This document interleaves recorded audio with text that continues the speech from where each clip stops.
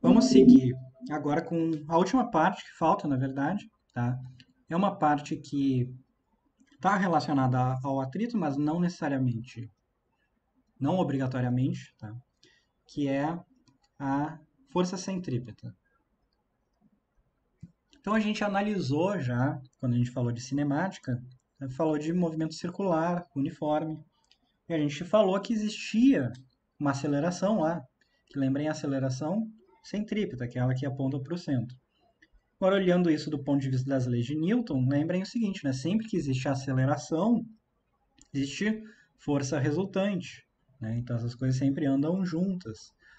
Portanto, todo movimento que não for um movimento retilíneo uniforme, ou seja, não for um movimento em linha reta com velocidade constante, ele é acelerado obrigatoriamente e, portanto, tem força resultante.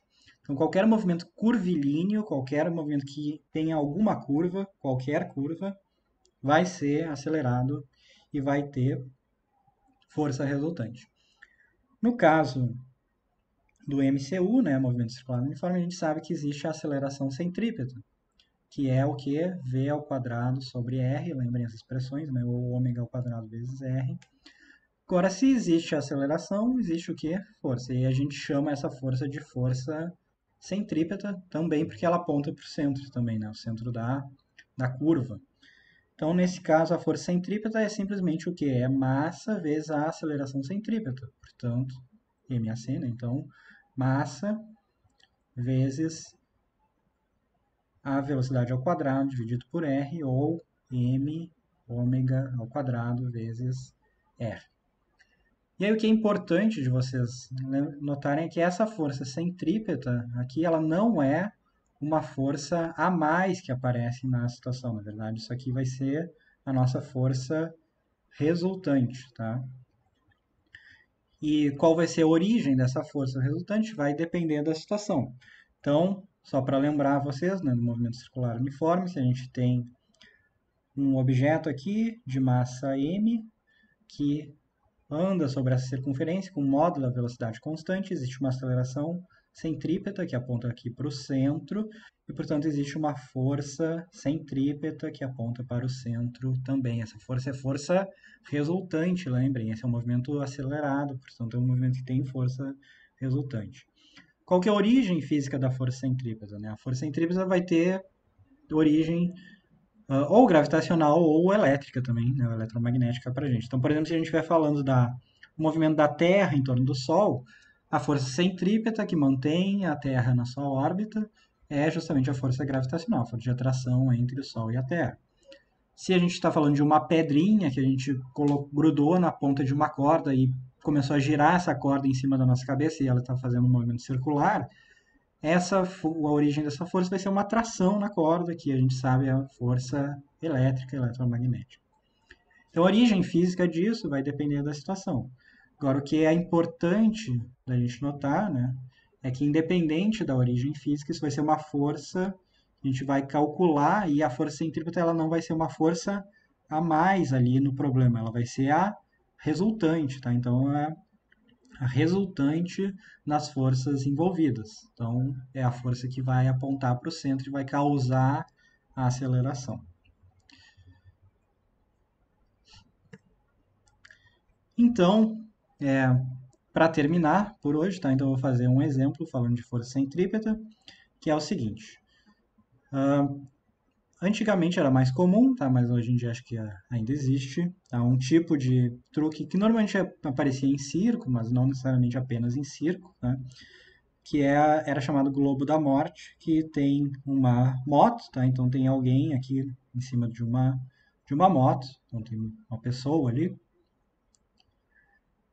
E a ideia é a seguinte: isso é uma circunferência que tem algum raio R, então pode ser uma gaiola de metal, por exemplo, esférica, tá? Que tem algum raio R.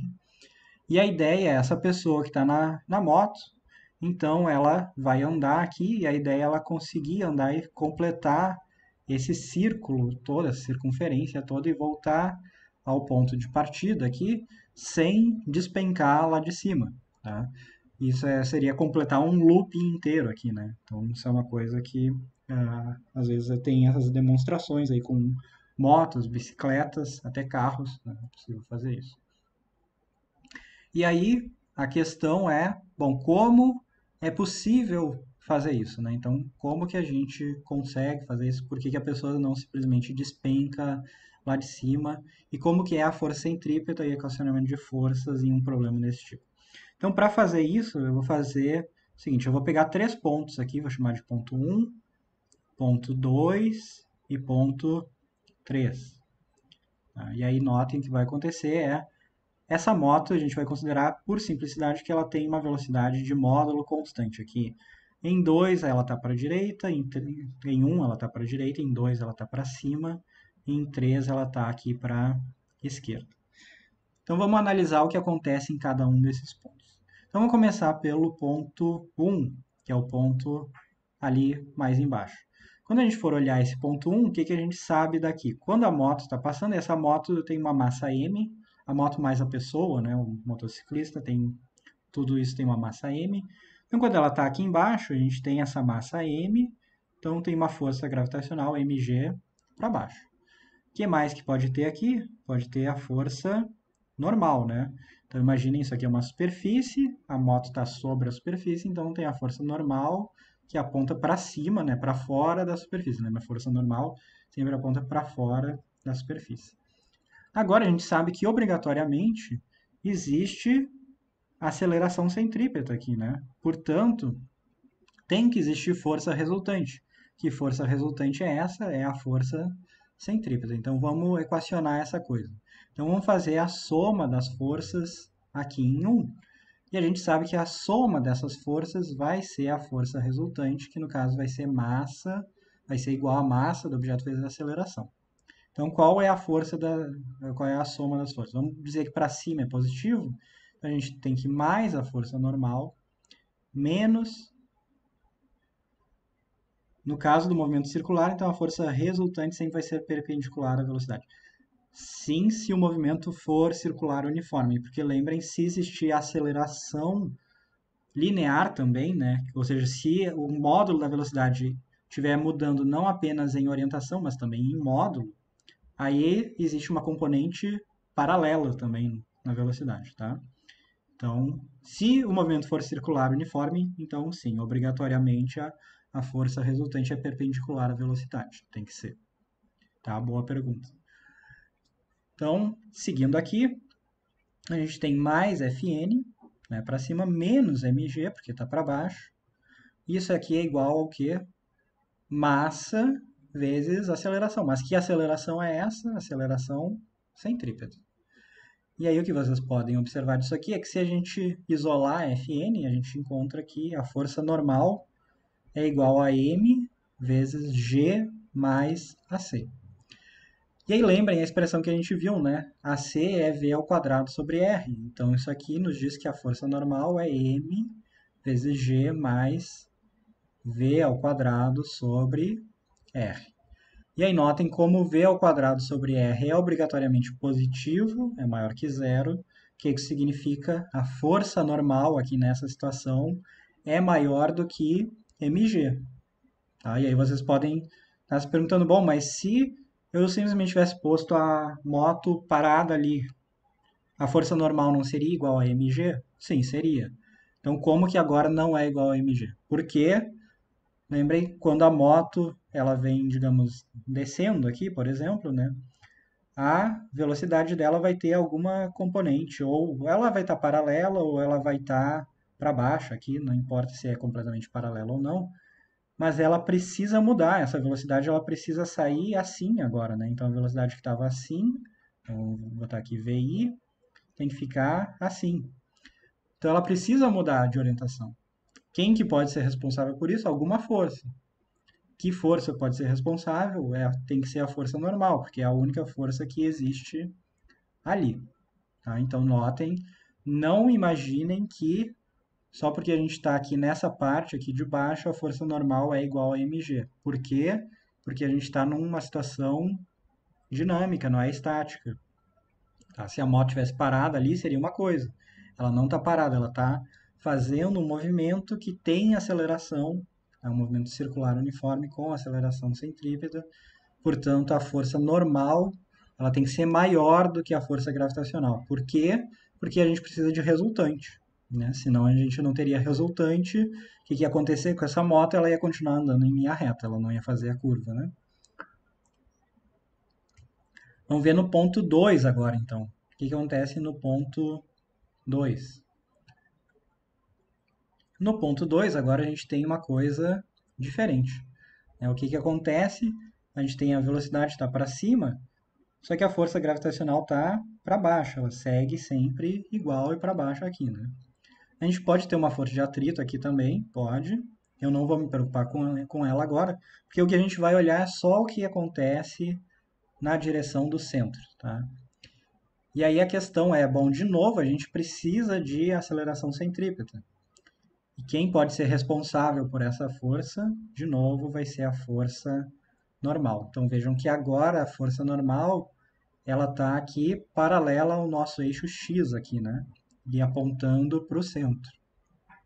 E aí, se vocês forem equacionar, a soma das forças em x, agora nesse caso, vai ter simplesmente a força normal agindo ali, e ela vai ser igual a massa vezes a aceleração centrípeta. Então vejam que agora o valor da força normal é mv ao quadrado sobre r. A gente está se preocupando só com o que acontece aqui. E essa força é a força centrípeta, né? Notem de novo, isso aqui é a força centrípeta agora nessa situação. E aí, por último, o que ficou faltando para a gente foi o ponto 3. Tá? E o ponto 3, eu vou fazer ele sozinho aqui. Então, ponto 3. Notem o que acontece agora é que no ponto 3 a gente tem a moto agora aqui de cabeça para baixo, né? Então tá a moto e a pessoa de cabeça para baixo aqui. E aí o que acontece no ponto 3, né? Pensem o seguinte, de novo a gente vai ter uma força mg, que é a força gravitacional. O que mais que a gente pode ter no ponto 3? A gente pode ter, se houver contato da moto com a superfície, uma força normal também, de novo. Só que notem agora a força normal ela está para baixo, porque a orientação para fora da superfície agora está para baixo. E a gente sabe que, obrigatoriamente, a gente precisa de uma resultante aqui que cause a aceleração centrípeta. Né? A gente precisa da aceleração.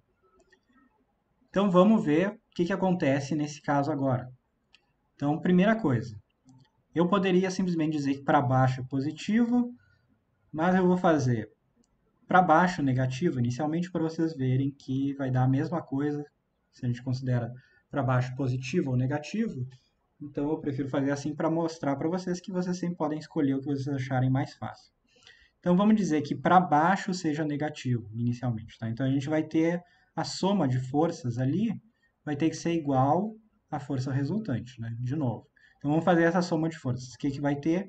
Menos mg, porque está para baixo, menos a força normal, porque está para baixo, tem que ser igual à força resultante, que vai ser igual a massa vezes a aceleração. Agora anotem, massa vezes aceleração, a aceleração está para baixo também, então vai ter um sinal de negativo também aqui para baixo. E aí vejam, isso aqui é a mesma coisa, né, que considerar tudo positivo para baixo, né, porque vai dar mg mais fn mais, igual a m a c. E agora o que a gente pode fazer nessa situação?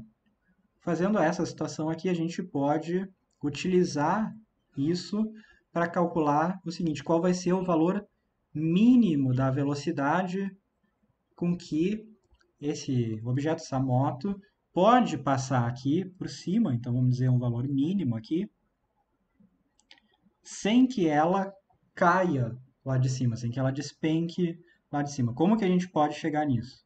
A gente pode considerar o seguinte, o valor limite é o valor limite que acontece quando a gente está na menor velocidade possível, acontece justamente quando a força normal é nula. Por que a força normal é nula? Porque a força normal ser nula significa que esse objeto, essa moto, está perdendo contato com o teto aqui no caso, né? Com a superfície dessa esfera, desse globo. Tá? Se ele perder o contato, então a força normal é nula. Se não tiver contato, a força normal é nula. Então, o caso limite é justamente esse em que a força normal é igual a zero. E aí, nesse caso limite, se a gente botar Fn igual a zero aqui, a gente vai ter o quê? Que mg vai ser igual a m vezes ac. Agora, anotem m dos dois lados, a gente pode cortar. E ac, a gente sabe, né? ac é igual a v ao quadrado sobre r. Então, isso aqui é igual a g. Só que notem essa velocidade mínima. E aí a gente pode calcular sem muita dificuldade, né, que a menor velocidade possível para que consiga se completar essa volta é justamente a raiz positiva de g vezes r. Tá? Então, se a gente colocar o valor de g para uma circunferência de algum determinado raio r, então esse aqui é o raio r, né, essa coisa, a gente obtém que isso aqui é o menor valor possível para que o objeto não despenque lá de cima. Notem que o que está acontecendo, na verdade, aqui é que quando a gente está nessa velocidade mínima ou acima dela, né, o que acontece é que, à medida que a gente anda para o lado aqui, porque tem velocidade para o lado, como a aceleração está para baixo, o que ela vai fazer com a nossa velocidade vai ser mudar esse vetor assim, né? Só que à medida que a gente andou para baixo, digamos, porque vai ter uma componente agora vertical para baixo da velocidade, a gente andou para o lado também. Então a gente está se deslocando ao longo dessa curva toda. Tá? E vejam, isso é exatamente o que acontece, por exemplo, na órbita da Lua em torno da Terra. As pessoas dizem, por que a Lua não cai na direção da Terra? Na verdade, ela está o tempo todo caindo. Existe força resultante ali, só que à medida que ela cai, ela também se desloca para o lado. E aí o resultado global dessa coisa é ter uma órbita que é praticamente circular. Sobre força centrípeta e sobre atrito, por que essas coisas estão relacionadas, que eu falei? Porque às vezes a força centrípeta, por exemplo, num carro fazendo uma curva, pode ser a força de atrito, vocês vão ver isso no livro, no que vai estar indicado para vocês lerem para a semana que vem. Força normal, ela sempre aponta para fora da superfície, tá? Essa é a definição dela. Só que aí a gente tem que pensar nisso, tá? Então isso é uma boa pergunta que foi feita na turma da produção também. É o seguinte, quando a gente tem um círculo, tá? Vamos imaginar que a gente tem uma circunferência aqui. Então vamos pensar, aqui embaixo, isso aqui é a superfície que está aqui embaixo, tá? Então o que significa para dentro da superfície aqui embaixo é uma coisa que está assim, para baixo. E para fora da superfície é uma coisa que está assim. Tá? E aí, no caso, está apontando para o centro. Se a gente for pensar no lado, na lateral aqui da circunferência, tá? Então a gente tem a superfície assim. Então uma coisa que está agora para dentro da superfície, porque lembra a moto, ela está aqui dentro da circunferência, né? Então para entrar na superfície, ela teria que vir assim. E aí para fora da superfície, tá assim. E quando a gente está lá em cima, o que a gente tem é a superfície está assim agora. Nota a moto está aqui embaixo agora, né? Está aqui a moto agora. Então aqui a moto está assim, né? Aqui a moto está assim e aqui ela está assim. E aí o para dentro da superfície lá em cima é agora para cima. E o para fora da superfície é para baixo, tá? E aí nesse caso da circunferência sempre vai estar apontando para o centro essa normal, tá? Mas lembra a definição de normal, ela aponta sempre para fora da superfície na qual a gente está olhando,